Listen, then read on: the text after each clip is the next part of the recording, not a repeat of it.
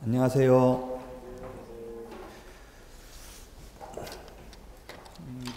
먼저 간략하게 처음이니까 제 소개를 드리면 저는 박용덕입니다. 이름이.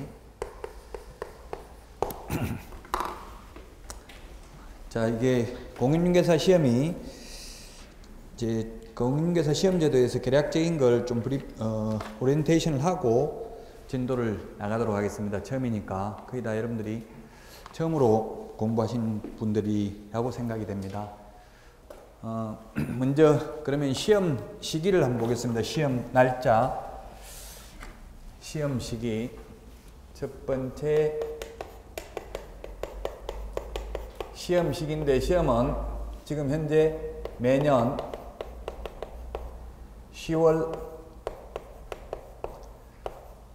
넷째 주 토요일 날 봅니다. 토요일 날. 그래서 해마다 한 번씩 시험을 실시합니다. 지금은 처음 시험을 1985년도 시험을 시행했는데, 처음 시행할 때 워낙 많이 뽑았습니다. 6만 명을 뽑아버렸습니다. 1회 시험 때 1985년도에. 왜냐면 옛날에 기존에 이제 자격증 없이 하던 소위 중개인이라고 복덕방 하던 분들이 있었어요. 그분들을 다 자격증 따도록 하기 위해서 쉽게 출제해가지고 1985년도 1회 시험에 6만 명을 선발했습니다. 이런 건 시험에 안 나옵니다. 6만 명 뽑았다, 뭐 5만 명 뽑았다, 이런 건 시험에 안 나오겠죠. 나중에 시험에 출제되는 건 출제된다고 하니까 그 출제 안 되더라도 전체적인 흐름은 알아야 공부하기가 편하거든요. 그래서 꼭 시험에 나오는 것만 말하는 건 아닙니다. 전체적인 흐름을 알도록 하기 위해서. 그래서 1회 때 6만 명을 선발했습니다. 너무 많이 뽑아가지고. 그래서 2회부터는 2년에 한 번씩 봤습니다. 1회만 85년도에 보고, 그 뒤부터 2년에 한 번씩 시험을 실시했고 2년에 3,000명만 뽑았습니다. 상대평가를 했습니다. 절대평가가 아니고. 그래서 딱 3,000명 선발한다고 하면은 60점이 넘어도 불합격하는 경우가 있습니다. 그래서 7회 시험 때는 카트라인이 82점인가 그랬습니다. 80점도 떨어졌습니다. 80점 받고도. 그래서 항의를 많이 하게 되었어요. 이게 무슨 시험이 80점 받고 떨어지는 시험이 있냐, 이렇게 해가지고 8회 시험을 엄청나게 어렵게 냈습니다. 그래서 이때까지 시험 역사상 지금 25회 시험까지 시험을 26번 봤습니다. 시험 15회 때 추가 시험을 한번 봤습니다. 그래서 시험이 가장 그 중에서 26번 본 시험 중에서 가장 어려웠던 시험이 8회 시험하고 15회 두 번이었습니다. 그래서 8회 시험은 7회 때 커트라인이 너무 높아가지고 굉장히 어렵게 내가지고요, 과락이 넘는 사람 40점 이상을 모두 합격시켰는데도 불구하고 1000명이 안 돼요. 합격자가 8회 시험은. 그래서 그런 굴곡의 역사가 있는데 8회 때 그렇게 했고요. 그 다음에 이제 9회 시험, 9회 시험을 1997년도에 실시했는데, 9회 시험까지 보고 나서 이제 10회 시험까지, 10회 시험도 물론 2년에 한 번씩 봤습니다. 10회 시험까지. 근데 99년도 IMF를 맞이해가지고 그 IMF 극복 차원에서 이 자격증을 따면 실업자가 아니랍니다. 실업자에는 자발적 실업과 비자발적 실업이 있는데, 자격증을 따면 일하려고 마음만 먹으면 일할 수 있다고 보고 개업을 해도 되잖아요. 그래서 실업자가 아니거든요. 그래서 실업자 구제 차원에서 합격자를 2년에 3,000명 뽑던 것을 갑자기 10회 때부터 10,000명을 선발하게 됩니다. 엄청나게 많은 거죠. 그럼 2년에 3,000명 뽑는데 1년에 1,500명 뽑던 것을 10,000명 정도 선발하려고 예상을 했었습니다. 그런데 절대평가로 바꿨습니다. 무조건 60점 이상 합격. 지금도 마찬가지입니다.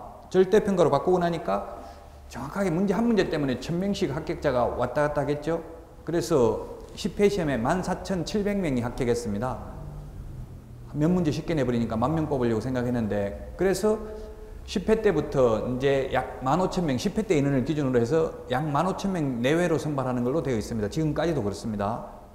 1999년도 IMF 극복 차원에서 해마다 실시하게 됐고, 역사를 보면은 그때부터 1년에 약 15,000명 전후를 합격자가 나올 겁니다. 아직 합격자 발표가 안 됐지만 올해도 대략 한 15,000명 전후가 될 것으로 추정됩니다.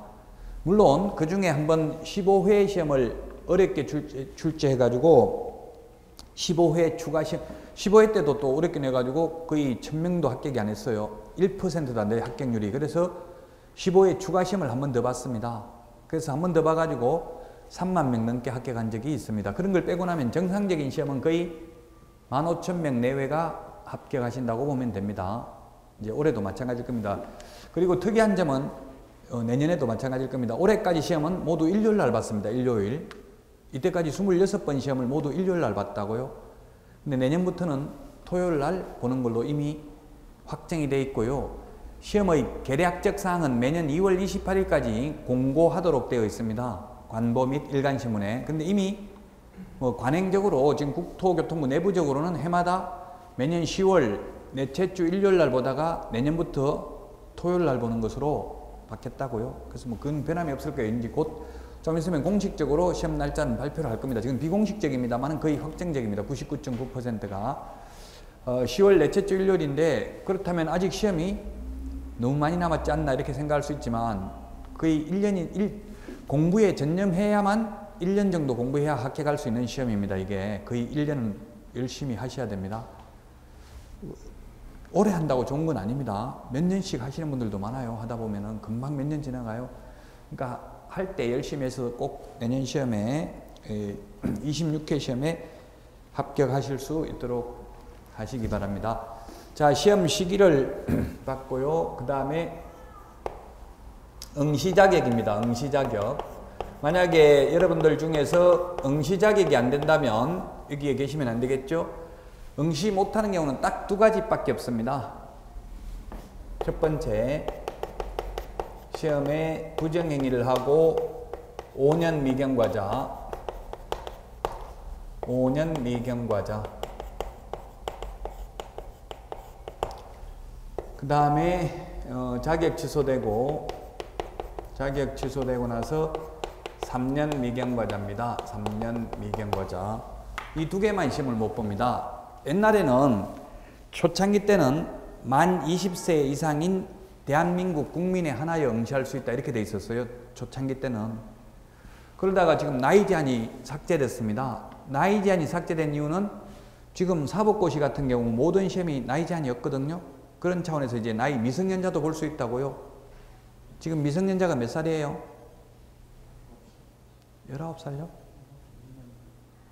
그럼 19세는 미성년자입니까? 아닙니까? 19세는? 아니죠. 19세는 아니죠. 미성년자. 18세까지 미성년자죠. 지금 법마다 이때까지 개별법이 다 달라졌어요. 청소년 보호법 다르고 민법 다르고 법마다. 이때까지 민법은 20세였죠. 근데 청소년 보호법 같은 건 또 19세였어요. 술 같은 거는 먹어도 됐어요. 19세도. 그 각 법마다 너무 달라가지고 이제 좀 통일을 시켜서 세계적인 추세로 보면은 미성년자 나이는 점차 낮아지고 있습니다. 지금 다른 나라는 선진국들은 18세, 17세, 미국 같은 데 가보니까 17세도 한 40 넘은 사람 같아요. 나이 서양 사람들은 봐도 몇 살인지 알 수가 없더라고요. 그래서 아마 세계적인 추세가 미성년자 나이는 낮아지고 있는 추세입니다. 그래서 우리나라도 민법을 개정해가지고 20세에서 19세로 바꿨습니다. 미성년자 성년이 되는 나이가. 그래서 지금 어쨌든 응시 자격은 나이와 상관없이 응시할 수 있습니다. 국적 불문하고 응시할 수 있습니다. 옛날에는 대한민국 국민이라고 했는데 그렇게 하다 보니까 이 우루과이 라운드 그 무역 세계에서 이제 자꾸 부동산 시장을 개방하라고 하거든요. 지금은 미국하고는 지금 개방이 돼 앞으로 이제 3년 안에 개방됩니다. 그때 5년이었는데 지금 2년 지나갔으니까 FTA 체결한 지 이제 개방하기로 되어 있습니다만, 그래서 개방을 하라고 하니까 우리가 1차적으로 개방한 게 뭐냐 하면, 알았다, 개방할게. 응시 자격 제한 두지 않겠다. 너희들도 응시해가지고 되면 해라. 이렇게 완화한 거예요. 지금 그래서 외국인도 자격시험 봐가지고 합격하면 개업할 수 있죠. 그게 개방한 거예요. 그 개방했는데 지금 외국인이, 순수한 외국인이 합격한 사례가 한 명도 없습니다. 그래서 지금 미국에서 요구하는 거는, 그러면은 자격증 어려워서 못 따겠다. 그럼 자격증 상호 인정 제도를 도입해달라. 이렇게 요구하고 있어요. 즉 미국 자격증 가지고 우리나라에서 할 수 있게 해달라. 지금 현재는 안 되거든요. 지금 현재는 미국 공인중개사 자격증, 미국 의사 자격증 가지고 우리나라에서 개업 못합니다. 다시 우리나라 시험에 합격해야 됩니다. 지금 우리 공인중개사 시험에도 출제됐었습니다. 미국에서 공인중개사 자격증을 취득한 자는 공인중개사이다. X입니다.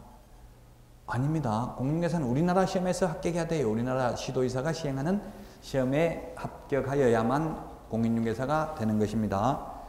자, 그래서 뭐 여기 응시 자격이 안 되시는 분은 계시면 안 됩니다. 공부 안 되잖아요. 해도 자격 취소되고 3년 안 되신 분, 부정행위하고 적발되고 5년 안 되신 분 있으면 손 들어보세요. 집에 가셔야 돼. 안 계시죠?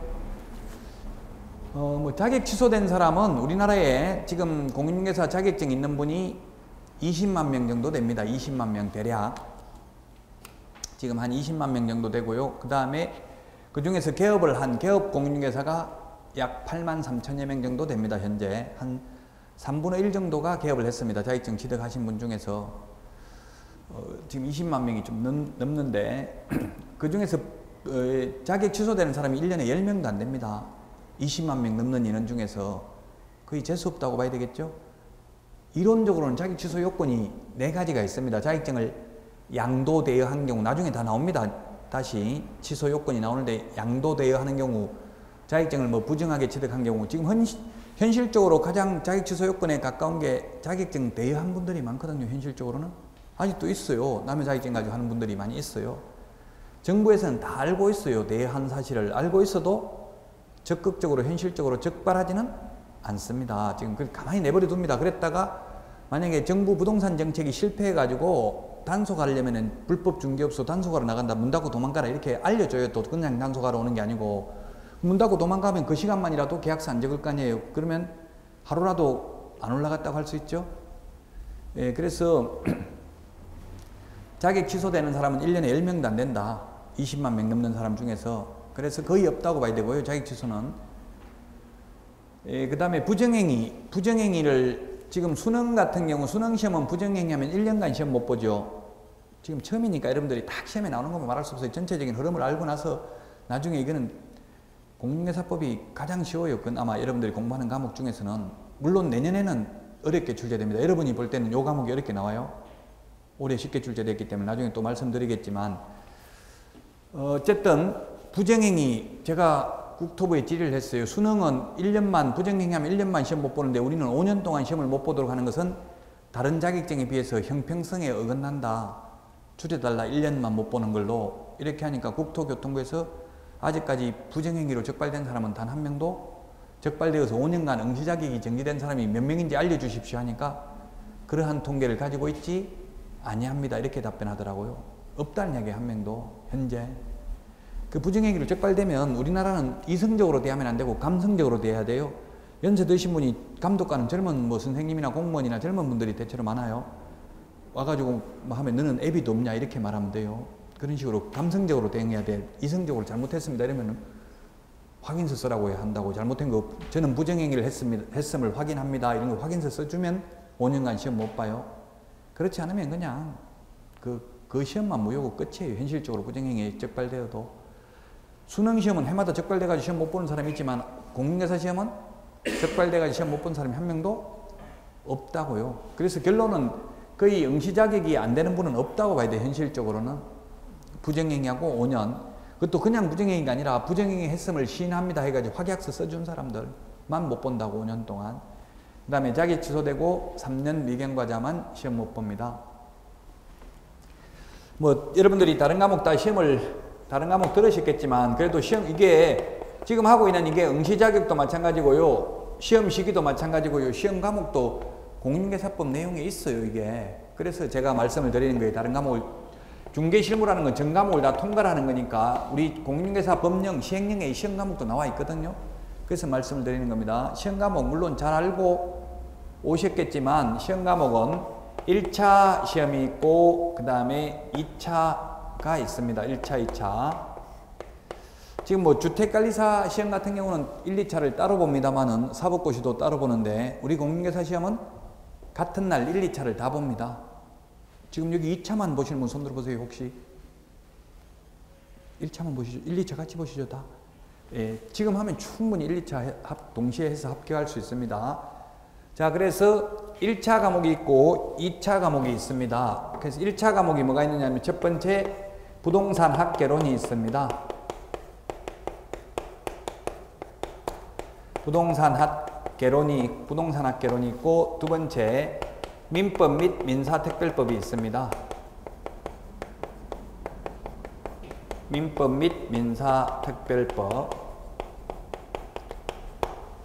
두 개가 있습니다. 전부 다 문제는 40문제입니다. 40문제. 40문제 곱하기 한 문제당 2.5점 해서 100점 만점이고요. 괄학 없이 40점 밑으로 한 과목이라도 37.5점이 나오면 괄학입니다. 15문제 맞추면. 과목당 16문제 이상은 맞춰야 됩니다. 그리고 평균 60점 이상이면 합격입니다.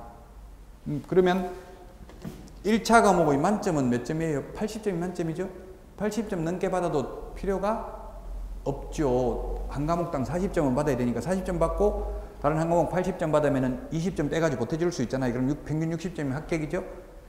그래서 왜 이런 말씀을 드리냐면 나중에 만점 받으려고 하다가 시간이 모자라가지고 한 과목이 괄학 나와가지고 불합격하신 분을 많이 봤거든요. 그래서 시간 안배를 잘 하셔서 굳이 만점 받을 필요는 없다는 이야기예요. 80점 이상만 받으면, 80점만 받으면 더 이상 쓸모가 없으니까 1차 과목은. 2차는 100점 받아도 쓸모가 있어요. 근데 1차는 80점이 만점이라고 보셔야 됩니다. 한 과목이라도 괄학이 나오면 15문제 맞추면 37.5점이 나오면 불합격입니다. 부동산 학개론이 있고요. 감정평가를 포함하는데 올해 시험에 어디가 감정평가가 뭐 한 30% 12문제 정도 감정평가도 출제가 됩니다. 올해 민법하고 학개론 어디가 어렵게 나왔다고 들었어요? 못 들었어요? 올해는 부동산 학개론이 어렵게 출제됐어요. 작년에는 민법이 어렵게 출제됐어요. 그럼 내년에는 민법이 어렵게 나오고 여러분들 시험은 민법이 어렵게 나오고 부동산 학개론이 쉽게 출제됩니다.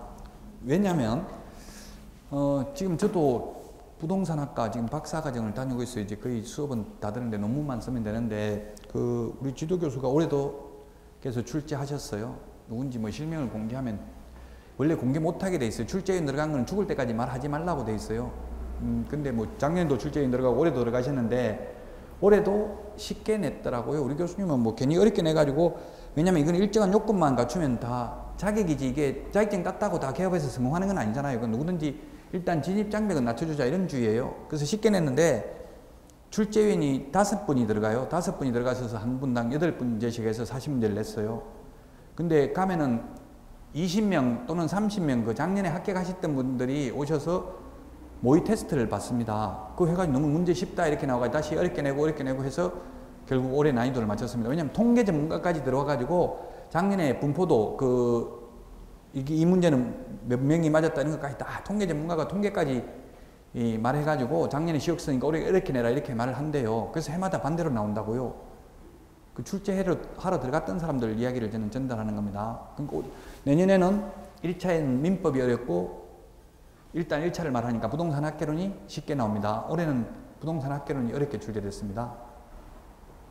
아마 그래서 부동산 학개론 같은 거는 올해 한 문제 이상은 이신청이 받아들여질 것으로 추정하고 있더라고요. 그 출제했던 교수님들 이야기 들어보니까 그 출제위원이 한 명은 아닙니다.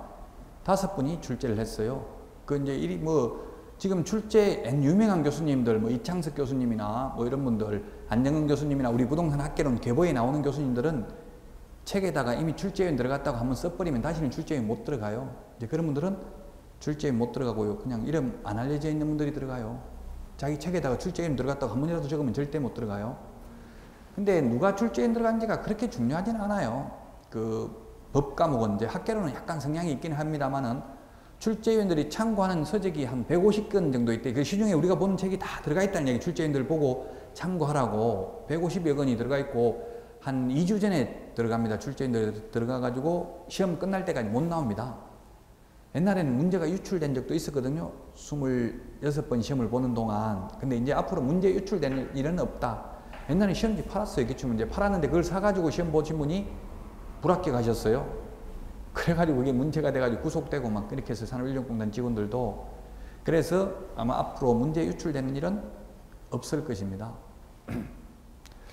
부동산학과를 저도 다니고 있습니다만 이게 학문이기 때문에 사실은 개인적인 취향이 1차를 2과목 다 잘하기는 굉장히 어려워요. 저 같은 경우는 석사까지는 법을 전공했기 때문에 이게 학개론이 굉장히 어렵더라고요. 계산하는 문제 뭐 이런 게 좀 약간 경제적 마인드가 있어야 됩니다. 수학적 기초가 어느 정도 있어야 됩니다. 부동산 학개론을 잘하려면 약간 계산하는 거 이런 거 올해도 계산하는 문제가 한 10문제 정도 나왔어요.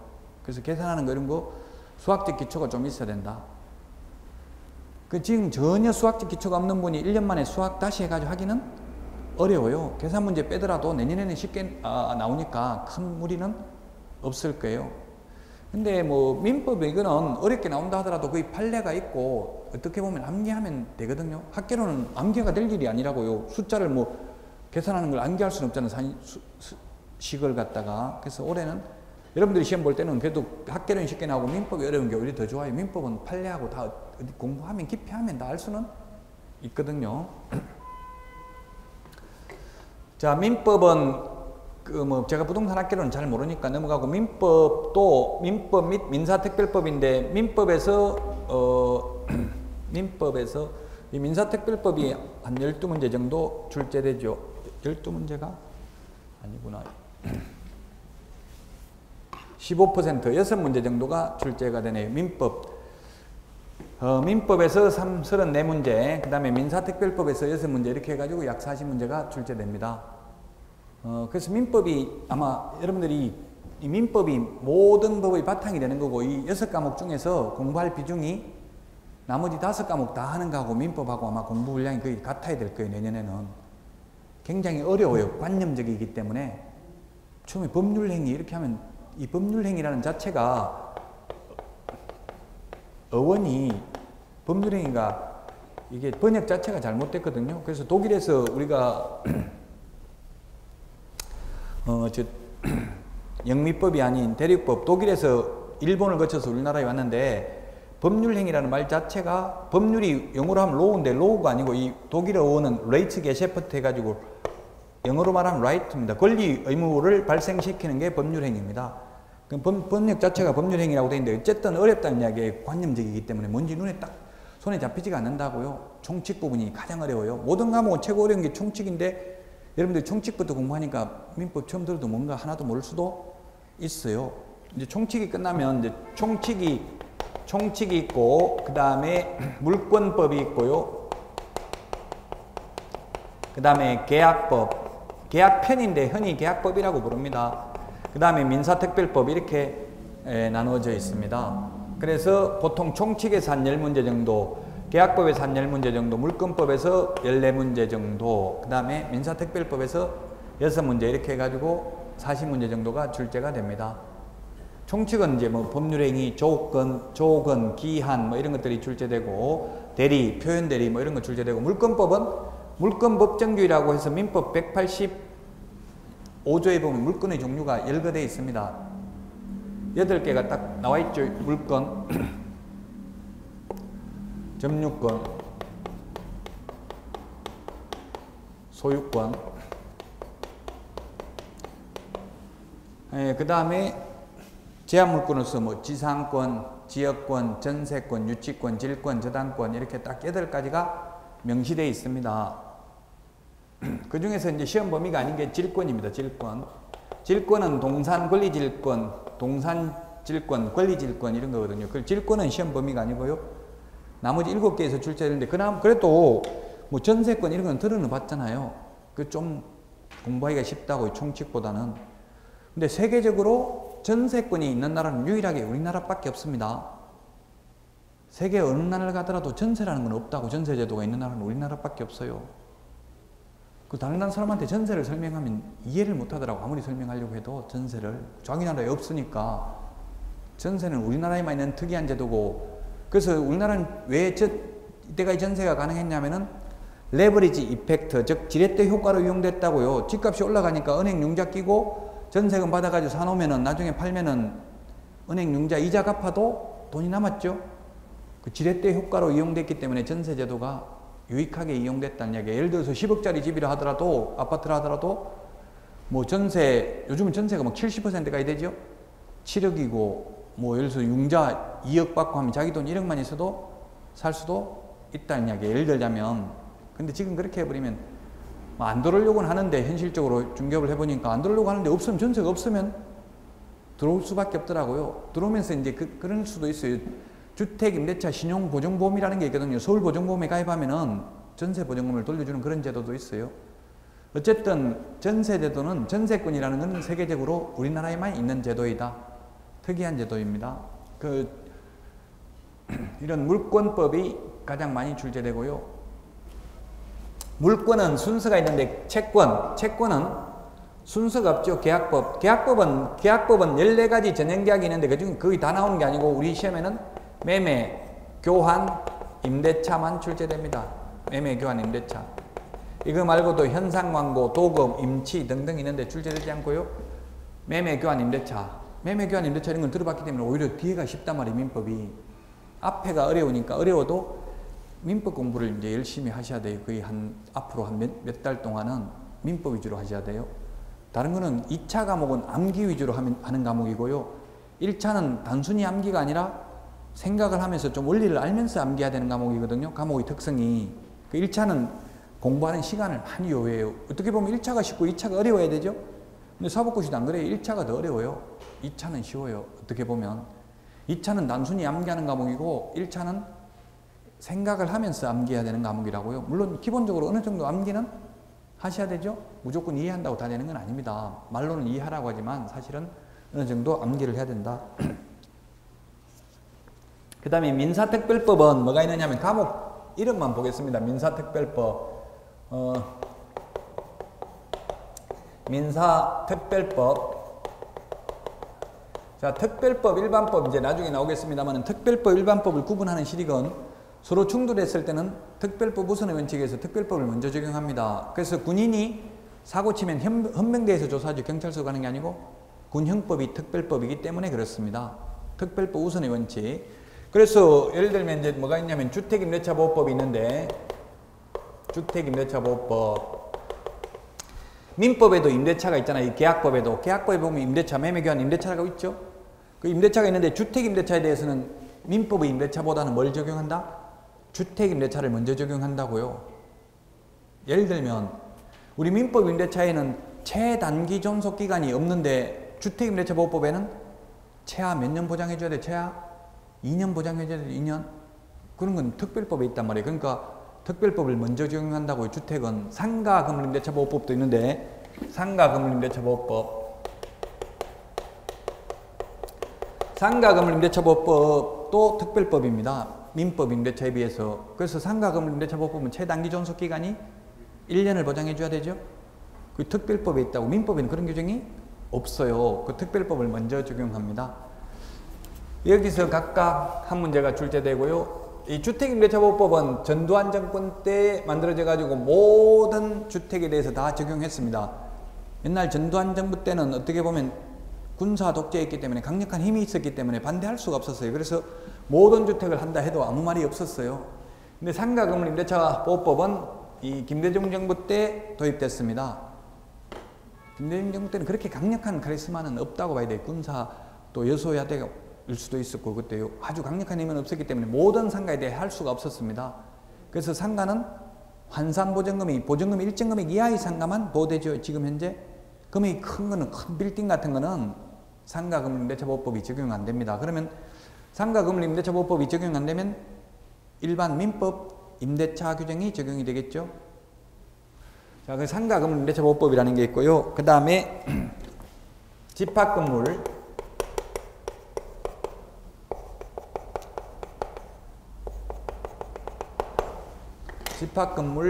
관리에 관한 법률. 집합건물 아파트 같은 거 이런 집합건물 단독주택이 아니고 집합건물에 대한 규정을 두는 게 집합건물 관리에 관한 법률. 그 다음에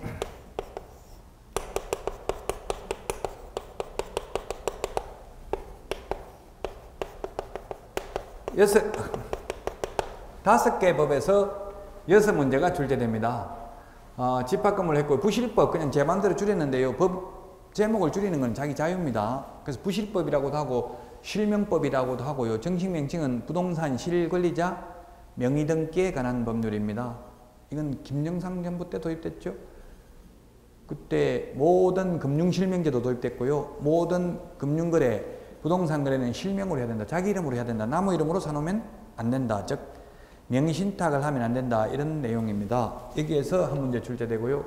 가담법 이건 노태우 정부 때 도입됐는데요. 가등기 담보 등에 관한 법률인데 노태우 정부 때도 나름대로 이거 개혁을 했죠. 이게 일종의 개혁 입법인데 이게 왜냐면 예를 들어서 가등기 담보등에 관한 법률 조폭들이 10억짜리 부동산에다가 가등기를 해두는 거예요. 돈은 1억 빌려주고 만약에 1년 후에 안 갚으면 10억짜리 부동산을 등기를 넘겨준다. 미리 화해조서를 작성해 놓는 거예요. 재소전 화해조서를 작성해 놓고 1년 후에 딱 오늘까지 안 갚으면 너는 1억 빌렸지만 10억짜리 나한테 명의 다 넘겨주기로 한다. 이런 약정을 하고 돈을 빌려주는 거예요. 그 1년 후에 돈을 갚으러 가니까 조폭들이 다 도망가고 없는 돈 받달러 돈 주려고 하니까 사람이 안 나타나는 거예요. 그리고 그 다음날 나타나가지고 너 분명히 어제까지 갚기로 했는데 안 갚으면 명의 넘겨준다고 했잖아. 해가 자기 명의로 다 넘겨가지고 폭리를 취했다고요. 돈은 1억 빌려주고 10억을 다 그냥 소유권 넘겨가 버렸다고요.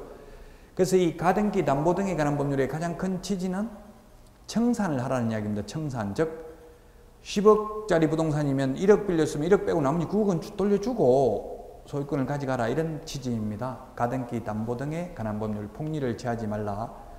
그래서 이 5개 법에서 6문제가 출제되니까 이 중에서 1개 법이 2문제가 출제되겠죠. 올해 만약에 주택임대차보호법에서 2문제 나왔다면 내년에는 상가금융임대차보호법에서 2문제 이런 식으로 돌아가면서 출제됩니다. 대충 지금 여러분들이 시험 과목, 시험 범위에 들어가는 제목만 한번 미리 보는 겁니다. 구체적 내용은 이제 민법에서 공부하게 될 겁니다. 이게 1차입니다. 1차. 1차인데 1차는 아까도 말했지만 40점 밑으로 과락 없이 평균 60점 이상이면 합격인데 1차 만약에 여러분들이 26회 시험에 2015년도 1차 시험에 합격하면 그 다음 회의 시험에 하나의 1차 시험이 면제되죠. 그러면 27회 시험에서는 1차 시험이 면제됩니다. 그 1차 합격하는 게 지금 가장 사실은 중요합니다. 제가 2차 과목이긴 하지만. 그래서 처음에 여러분들이 한 1, 2, 3, 4월까지는 민법 위주로 공부하시라고요. 계속 민법 읽어보고 인터넷에 검색해 보세요. 요즘은 뭐 제가 민법 강의는 안 하지만 인터넷에 검색하면 다 나오죠. 법률행위 뭔지 모르면 뭐 청약, 승낙 용어 자체가 아마 민법은 이 우리가 배우는 6과목 중에서 한글로 되어 있지 않는 게 민법입니다. 나머지는 다 한글로 되어 있는데 법을 새로 개정하거나 제정할 때는 반드시 한글로 하도록 되어 있습니다. 그런데 민법은 1961년도부터 시행을 했습니다. 그 1958년도 제정돼 가지고 그래서 그 당시 일본을 통해서 들어오면서 일본식 한자로 되어 있어요. 용어 자체가. 통정의 표시 예를 들면 들어봤어요? 아직 안 들어봤어요? 통정의 표시? 안 들어봤어요? 그냥 통정의 표시. 여기서 통정이라는 말이 무슨 뜻이겠어요? 통정. 통정 뭐예요? 뉴스에 옛날에 통정하다 적발됐다 이런 거 못 들어봤어요? 제가 어릴 때 뉴스 보면 통정하다가 잡혔다 이런 거 바람피다 잡혔다 이런 걸 통정했다고 하는 정을 통한 거 들어봤어요? 그런 거 들어보셨죠? 신문 같은 데서 뉴스에. 저는 민법을 처음 공부할 때 통정이라고 하길래 정을 통했다, 바람 피웠다 이렇게 생각했어요. 그게 안 맞는 게 일본식 한자예요. 통정, 의표시 이제 이런 걸 주보면 되는데 통정은 서로 짜고 이 뜻이에요. 서로 짜고 하는 게 통정이에요. 정을 통했다는 말이 이게 완전히 일본식 한자잖아요. 우리나라 한자는 아니죠. 통정했다. 정을 통한 게 바람핀 게 아니고 서로 짜고 거짓 표시. 허위라는 말도 지금 우리나라 표현을 하면 거짓입니다. 우리나라 단어로 하면 허위는 한자죠. 예, 그래서 이런 지금 민법에는 통정 허위 표시 이렇게 되어 있단 말이에요. 용어 자체가. 예, 그래서 표현대리 이런 것도 마찬가지. 완전히 그 일본식 한자거든요. 표현대리라는 말도. 그래서 아마 용어 자체가 들어도 이게 무슨 말인지 지금 쓰는 말이 아닌 게 많단 말이에요. 법률행위 이런 말도 사실은 잘 안 쓰거든요. 법률행위라는 말도.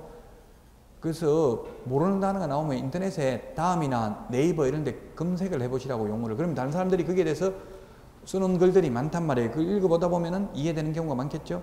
어느 정도 이해하고 암기를 하셔야 돼요. 그래서 계속 아마 내년에는 민법이 또 이렇게 나오니까 한 1, 2, 3, 4월 넉 달 정도는 거의 민법 위주로 열심히 하셔야 돼요.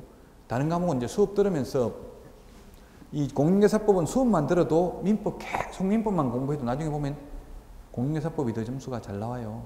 이 과목이. 물론 이제 1차에서는 민법이 어렵고 내년 시험에 2차에서는 제가 강의하는 이 공인중개사법이 어렵게 나올 차례입니다. 순서가. 모르는 용어 있으면 그래서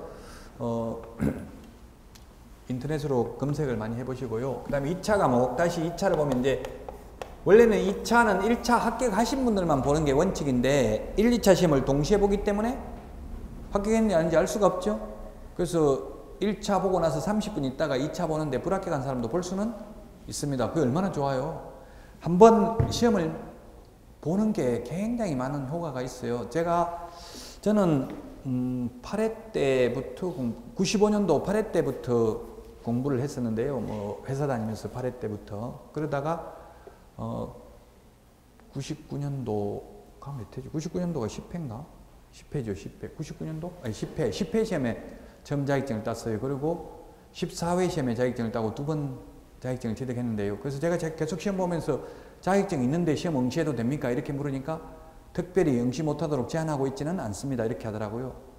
제가 자꾸 그런 질문을 했더니만 요즘은 아예 이제 시험 공고문에 이미 자격을 취득한 자는 응시할 수 없습니다. 돼 있고요. 오직 그 방문 접수는 안 되고 인터넷으로 큐넷을 통해서 인터넷으로만 접수가 가능하거든요. 원서 접수가. 아예 저 같은 경우는 원서 접수하려고 하면 입력이 안 돼요. 이미 자격증 있는 사람은 준산에 입력 자체가 안 되더라고요. 이미 자격증 있는 사람은 응시할 수 없는 걸로. 그래서 지금 제가 최근에는 응시를 못 해봤습니다. 자격증이 있어가지고. 근데 옛날에 응시해 볼 때 문제를 풀어봤던 거는 이게 몇 회 때 나왔는지 다 기억이 나요. 강의하면서. 근데 이미 응시 안 하고 그냥 기출문제만 봐가지고는 이게 언제 나왔던 문제인지 기억도 못해요. 그래서 실제 시험을 응시해보는 게 굉장히 중요하다고요. 나중에 이제 모의고사도 꼭 응시해 보셔야 됩니다.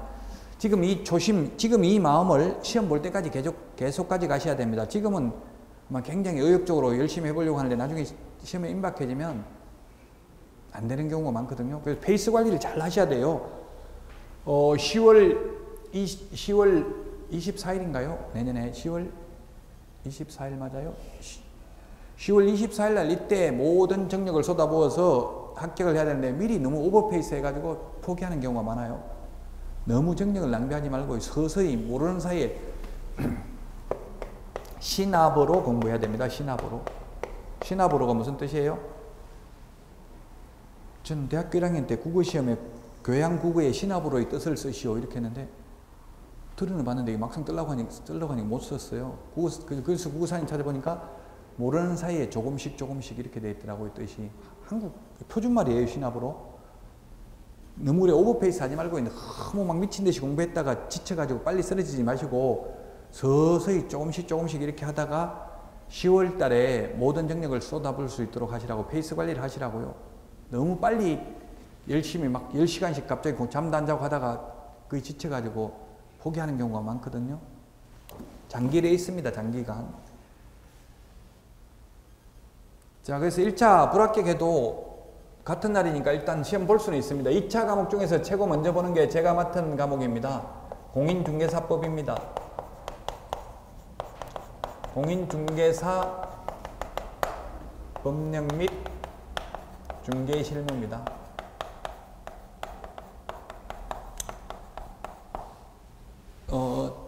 지금 올해 7월 29일부로 공인중개사법으로 법 이름이 바뀌었습니다. 노무현 정부 때 공인중개사의 업무 및 부동산 거래 신고에 관한 법률이었습니다. 2006년도부터 그렇게 했다가 이제 부동산 거래 신고에 관한 법률이 별도의 법률로 분리됐습니다. 법 이름이 길면 길수록 공신력이 실추됩니다. 법 이름이 가장 긴 게 우리나라에서 82글자입니다. 근데 사법고시 시험에 들어가는 글자는 전부 5글자 이내입니다. 민법, 상법, 형법 다 짧죠? 드라마 제목도 5글자 이상 길어지면은 안 봅니다. 드라마 제목 10몇 자 되면 안 봅니다. 공신력이 실추되거든요. 그만큼. 그 법 제목이 짧은 게 공신력이 있다고. 또 그리고 전문 자격사들은 다 변호사법, 뭐 공인회계사법 다 법이 이름이 있단 말이에요. 법무사법. 근데 이때까지 공인중개사법은 없고 공인중개사의 업무 및 부동산 거래 신고에 관한 법률로 되어 있던 것이 이제는 명실상부하게 올해 7월 29일부터 이제 공인중개사법으로 바뀌었습니다. 중개업자, 뭐 이런 부동산, 복덕방 이런 게 부정적 이미지가 국민들에게 더 강하대요. 공인중개사라는 말이 훨씬 더 국민들에게 공신력이 있다고 국민들한테 더 어필하는 게 다가가는 느낌이 훨씬 좋다. 그래서 공인중개사법으로 올해 바뀌었습니다. 여기 연역에 보면 옛날엔 처음에 생겼을 때는 중개업법이었어요. 중개업법. 그러다가 공인중개사의 업무 및 부동산 거래 신고에 관한 법률이었다가 지금은 공인중개사법으로 바뀌었다. 그래서 우리 시험 범위는 공인중개사법뿐만 아니라 부동산 거래 신고에 관한 법령도 나옵니다. 부동산 거래 신고에 관한 법률. 부동산 거래 신고에 관한 법률. 여기 두 문제 나오거든요. 부동산 거래 신고에 관한 법률 두 문제하고 공인중개사법 26문제하고 중개실무가 12문제 나옵니다. 30%니까 이렇게 해서 40문제 출제됩니다. 그게 어렵기는 하지만 공인중개사 공부 자체가 어렵기는 하지만 딱 이때까지 이미 26번이나 시험을 봤기 때문에 이때까지 나왔던 기출문제만 다 풀어가지고 이해가 되면 80점 이상 받을 수 있거든요. 첫회 시험, 뭐 행정사 같은 경우 1회 시험은 굉장히 어떻게 나올지 전혀 예측을 할 수가 없잖아요. 과거 데이터가 없기 때문에. 근데 이거는 딱 출제되는 범위가 제가 한 공인중개사법 이것도 어디서 출제되는지 저는 탁탁 그게 90% 이상은 적중이 됩니다. 그래서 그렇게 걱정하실 필요는 없다고요. 공부할 분량은 많긴 하지만 딱 나오는 부분이 정해져 있기 때문에 지금까지 말하는 건 한 문제도 안 나옵니다. 시험에는. 근데 전체적인 흐름을 말씀드리는 거예요. 지금 이건 알아야 돼. 흐름은. 그래야 공부하기가 이제 편하니까. 자, 요거는 이제 차차 제가 앞으로 말씀드릴 거고요. 실무라는 거는 이게 실무라는 건 전 과목이 다 실무가 될 수 있어요. 공인중개사법도 어렵게 내려고 하면 끝이 없고 쉽게 내려면 아무것도 할 게 없는 게 실무입니다. 실무는 전 과목이 다 실무라고. 저 민법도 실무고 학개론도 실무가 되겠죠. 실무는 전 과목 다를 실무라고 부른다. 그 다음에 두 번째 이제 과목이 뭐가 있느냐 하면은 등기법.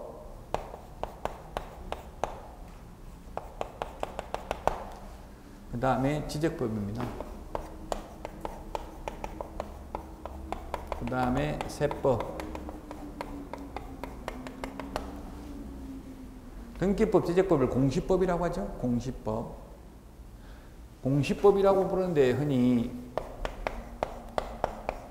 이제 이게 법은 한자를 알면 좀 더 공부하기는 쉬운데 공시라는 게 뭐예요? 공식적으로, 공개적으로 공적인 장부에 공개 표시하는 걸 공시라고 그래요. 그 등기부에 공개 표시하는 걸 등기법, 토지대장, 임야대장에 공개 표시하는 걸 지적법이라고 그래요. 공적인 장부에 공개적으로 표시하는 것을 공시라고 한다. 공시. 그래서 등기법에서 12문제, 지적법에서 12문제, 세법에서 16문제 이렇게 해서 40문제가 출제됩니다. 옛날에는 세법에서 20문제 나오고 지적법, 등기법에서 10문제씩 출제됐었어요. 옛날에는. 그러다가 세법이 줄어들고 등기법, 지적법이 더 늘어났는데요. 그 이유는 현실적으로 지금 개업 공인중개사들이 등기는 지금 다 법무사한테 맡기고 있죠. 현실적으로. 근데 세금 양도소득세 같은 거는 세무사한테 잘 맡겨요? 안 맡겨요? 현실적으로. 안 맡기고 있다는 얘기가 세무사들이 항의해가 데모해가지고 바뀌었어요. 세무사들이 돈 벌어먹고 살기가 힘들다고. 세무사 시험도 어렵죠. 굉장히. 어려운데도 불구하고 자격증 따면 할 게 별로 없다고 이게 세무사들이. 왜냐면 요즘은 인터넷에 양도소득세 칩 버리면 계산하는 자동 프로그램이 다 있단 말이에요. 거기다가 그 자기 조건만 언제 구입했다, 산 날짜, 얼마에 샀는지, 취득가액, 양도한 날짜, 뭐 그럼 다 적어버리면 장기 보유, 특별 공개 이런 거는 뭐 집이 몇 채냐 이런 거 딱 그것만 입력만 다 해버리면 바로 계산해가 나오거든요. 그러니까 세무사들이 할 일이 없어요, 별로. 그래서 세무사들이 항의해가지고 너무 세법을 너무 잘한다. 개업 공인중개사들이 세법 좀 시험에 많이 내지 말라. 이렇게 항의해가지고 세법이 좀 줄어들었어요. 출제되는 내용이. 그 등기법이나 지적법 이런 거는 우리가 등기하는 방법은 잘 모르더라도 저도 뭐 지금 부동산을 좀 근무를 해봤어요. 그 이제 저도 이제 아직은 개업을 안 하고 있는데 개업해 보려고 실무를 익히려고 실전 감각이 떨어져 가지고 그 제가 등기 뭐 저 누나 거 사고 파는 거 가까운 사람들과 하는 건 제가 직접 등기소에 가서 해줘봤어요. 등기 몇 번만 하니까 그 법무사들은 오지도 않아요. 다 그 사무원들이 오죠. 그 사무장 이런 분들이 오죠. 단순히 서류 그냥 써가지고 내는 거예요. 굉장히 쉬워요. 옛날에는 안 가르쳐 줬어요. 그 등기소에서 뭐가 틀리는지 안 가르쳐 주고 그냥 반려만 하고 다시 오라고 했어요. 법무사 그럼 뭐 물어도 안 가르쳐 줘. 내가 그럼 당신 그거 가르쳐 주려고 근무하는 줄 아나 이렇게 이야기해요.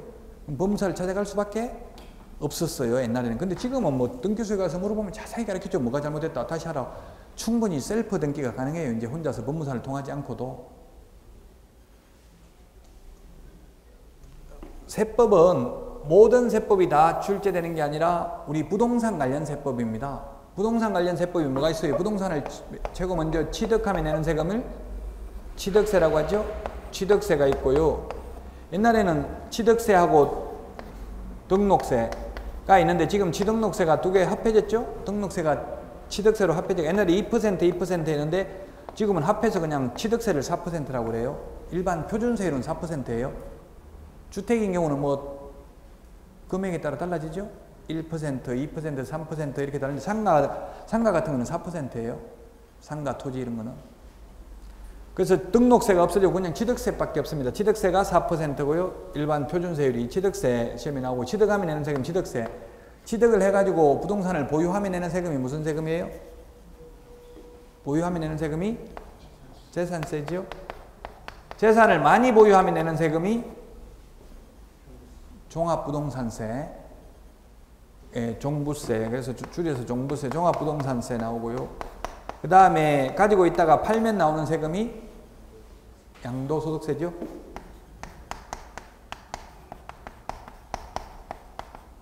요게 일반적인 시험 범위입니다. 그 다음에 이제 조세 총론이 나오는데, 뭐 예를 들면 직접세, 간접세,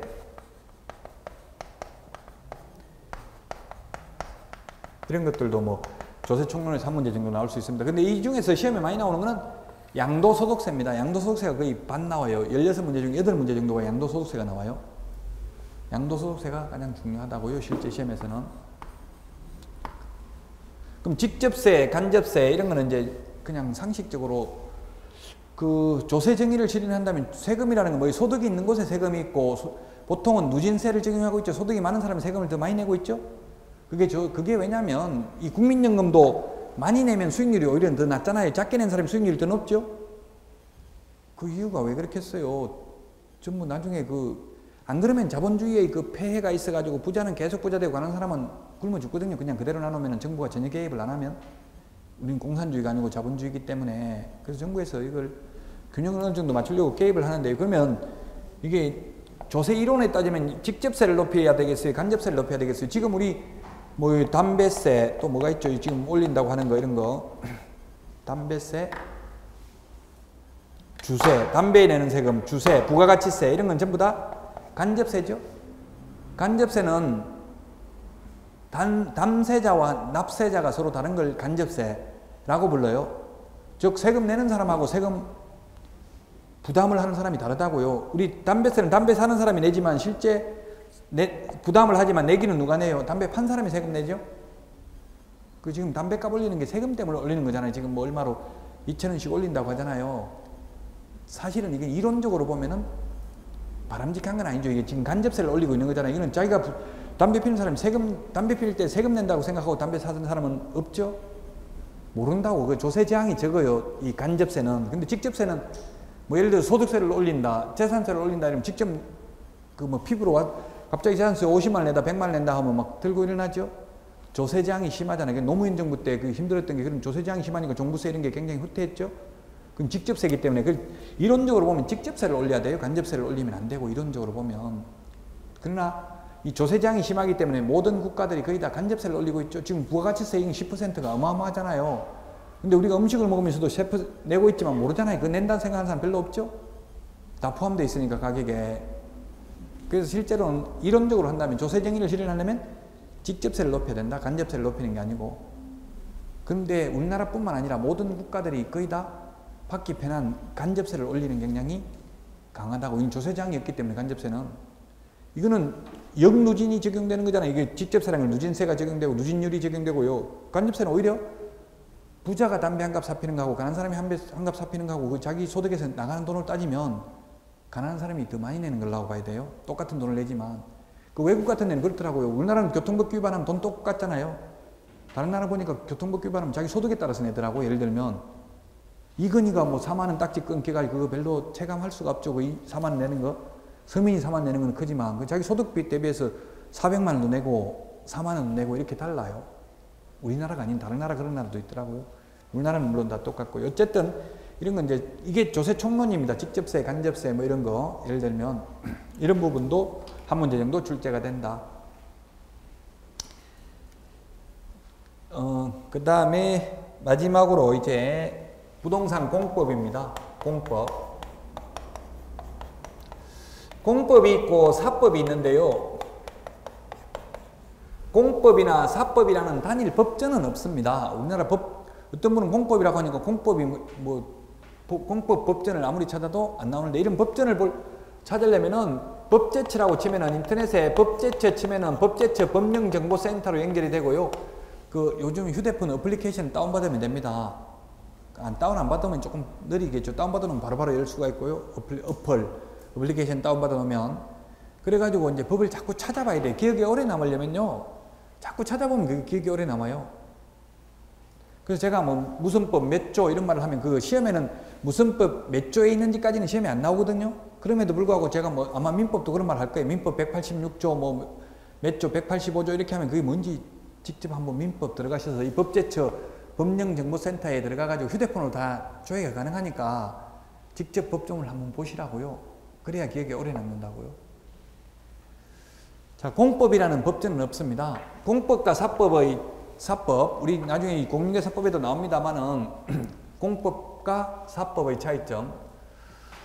개인과 개인과의 관계를 규율하는 법을 사법이라고 그래요. 개인과 개인과의 관계를 규율하는 법을 사법이라고 합니다. 이게 사법이고요. 그 다음에 개인과 국가, 개인과 지자체, 지자체와 지자체, 국가와 국가 등 간의 관계를 규율하는 법을 공법이라고 부릅니다. 뭐가 더 어렵겠어요? 그래, 공적인 관계를 규율하는 법이 공법이고 사적인 관계를 규율하는 법이 사법인데 그냥 뭐가 더 어렵겠냐고 공부하기가. 사생활이 복잡해요? 공적인 관계가 복잡해요? 사생활이 복잡하죠? 개인과 개인과의 관계는 무슨 일이 일어날지 몰라요. 그래서 이건 다 판례가 있어야 되고 복잡합니다. 공부하기 어려워요. 이게 대표적인 게 민법입니다. 개인과 개인과의 관계를 규율하는 법이. 공법은 국가와 개인, 개인과 개인과의 관계가 아니라 지자체와 지자체 이런 게 공법입니다. 그래서 헌법, 형법 이런 게 다 공법입니다. 만약에 예를 들면 뭐 신해철 씨가 과실치사죄로 지금 고소를 했는데요. 과실치사죄가 만약에 성립된다면, 과실치사로 사망을 했다면 피해자가 처벌을 원하지 않습니다. 이렇게 합의서 써주면 처벌받을까요? 안 받을까요? 만약에 과실치사죄가 성립이 됐다는 전제하에서 됐지 안 됐지 아직은 모르죠. 조사하고 있는 단계니까. 만약에 과실치사죄가 성립되어서 처벌하려고 하는데 피해자가 난 처벌을 원하지 않습니다. 사실은 다 밝혀졌으니까 이렇게 해가지고 합의서 써주면 처벌받아요? 안 받아요? 그것도 받아요. 공법이기 때문에. 사법은 개인과 개인과의 관계니까 합의만 하면 끝이에요. 처벌 안 받아요. 처벌에 안 받고 뭐 손해배상 해주지 않기로 한다. 합의해버리면 끝이라고요. 공적인 관계는 그냥 건축, 건물 지으려면은 마음대로 짓는 게 아니라 개인이 시장, 군수구청장 허가 받아야 되잖아요. 허가 안 받고 그냥 지어버리면 처벌받죠. 공법은. 형법은 공법이기 때문에 합의한다고 끝나는 게 아닙니다. 살인을 했습니다.